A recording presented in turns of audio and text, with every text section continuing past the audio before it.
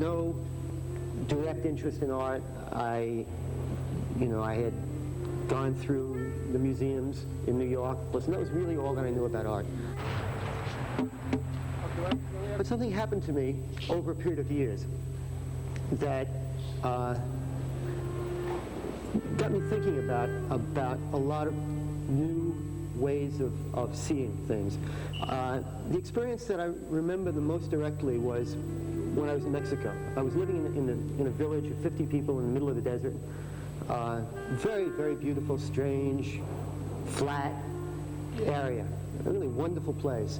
And I was there for 2 years. It was a place outside, just right outside the village, where for, who knows, 1,000 years, dances had been held, fiestas had been held, once a year, twice a year, not much more than that. And basically what it was a rectangular area in the desert where people had danced. So there were no markings, there were no boundaries, there were no fences surrounding it, but it was a piece of desert that was rectangular because people stood around the edges watching the other people dance. That rectangle of desert that had been pushed down, that had been compacted by 1,000 years of people dancing on it. You could feel that, and it was a very powerful thing. And that's the kind of work that I'm trying to do. So there are two ways that I'm interested in manipulating space. Both of them involve bounding space in a certain way, but in very different ways. One is by making boundaries, by making external boundaries. Another way to bound space is by making it focus, by making an object, which then creates boundaries around it. Quite often I would go through the desert. I would just walk or ride on a horse through the desert with people who lived there, with Indians who had lived there all their lives. And I noticed that these people were reacting to the places, the space, in a basically different way than I was. And what I finally realized was that the only way I could finally put it into words was by an analogy. And I felt like for these people, as we moved through what seemed like undifferentiated desert to me, that is just desert and desert and desert, it was almost as if they were walking through a series of rooms. That is, they recognized boundaries, not literal boundaries like that row of cactus, but just areas that they separated, that felt separate to them. This area here as opposed to that area there. And okay, that was extraordinary enough, but the other thing was that I noticed that, in effect, as they moved through this series of rooms, each place affected how they felt, changed how they felt. And I could see that just watching them. I could see them turn in on themselves or become more expansive. I could see literal physical changes in the way these people were dealing with the world around them that were caused by their perception of space. That's what my work is about. I'm trying to make objects that feel like places. I'm trying to make objects that change the way a space feels, that make you feel differently when you're in that space. Sometimes it works and sometimes it doesn't. You know.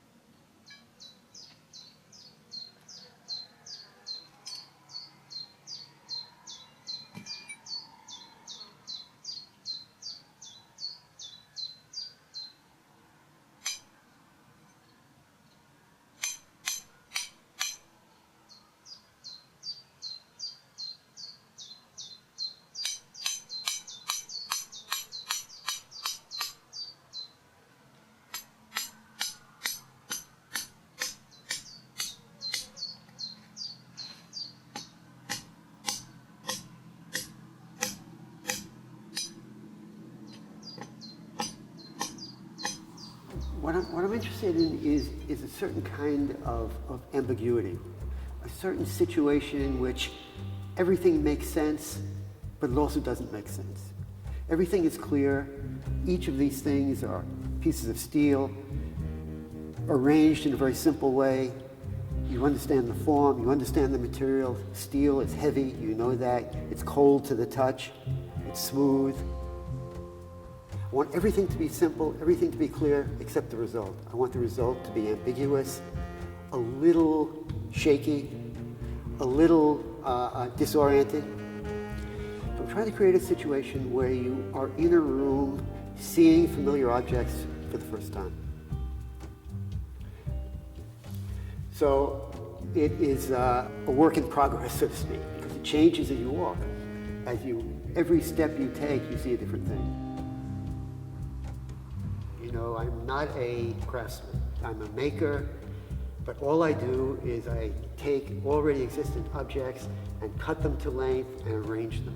I don't do anything else to them. I don't clean them up. All I do is take this steel, cut it into blocks, and put them together. And I put them together in a way that I hope carries within it a kind of edge of ambiguity, a kind of sense of regularity that's broken. These steel sculptures and these wooden sculptures are tools for me to make powerful places. And the powerful thing that I'm trying to make here is this room with these things in it. I want it to be a place that changes how you feel when you're in it. I want it to be a place that makes, at least for a moment, everything you see a little bit different than you expect it to be. That's what my work is about. It's about making places more than it is making objects. There's a kind of slowness, a kind of heaviness to the room. All of this weight, all of this gravity pushing down. So you're, in a certain sense, moving slowly through a room that keeps changing, even though nothing moves. The only thing that moves is you. That's the vocabulary I use. That's the language I use. But I use it to make something happen to you.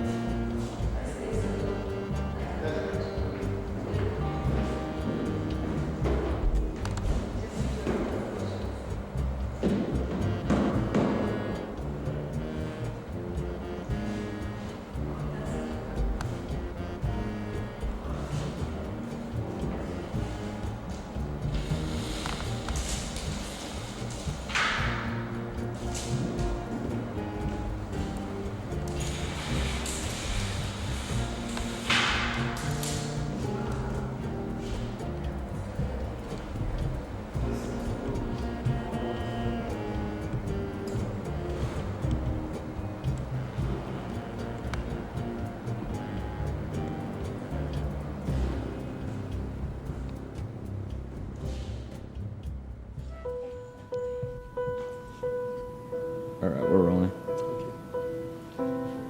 Because everything starts from outside. Because everything starts from mystery. Because everything starts from confusion, from unknowing. Because everything starts from absence, from forgetting. Because everything is unmade until it is finished, unknowable until it's done. Because everything is never done. Because each addition, each change changes everything. Because memory changes everything. Because expectation changes it again. Because worlds continually shift. Because everything shifts with each look, with each thought, with each feeling, with each word. Because eyes slip and minds slide. Because worlds melt and harden. Because worlds fade. Because moments collide and minds jump. Because we jump with them. Because everything moves. Everything rubs up against everything else. Because everything shakes everything else and prods the rest. Because we see what we see, feel what we feel, think what we can at each moment think. Because everything jumps if we reach for it. Jumps because we reach for it. Slips sideways faster than we can follow. Because everything slides out of sight, transforms itself to something else. Because everything repositions itself in relation to everything else, in relation to me, to you, to us. Because everything backs away, because everything crowds in. Because we grab at it as it goes by, because we catch what we can, hold what we can, and ignore the rest, or try to. Because we forget the rest, or try to. Because we catch what we can catch, because we hold what we can hold, or try to. Because we rebuild the world, or try to. Because we rebuild it again, and even again, or try to. And that's why art needs strong architecture to push against.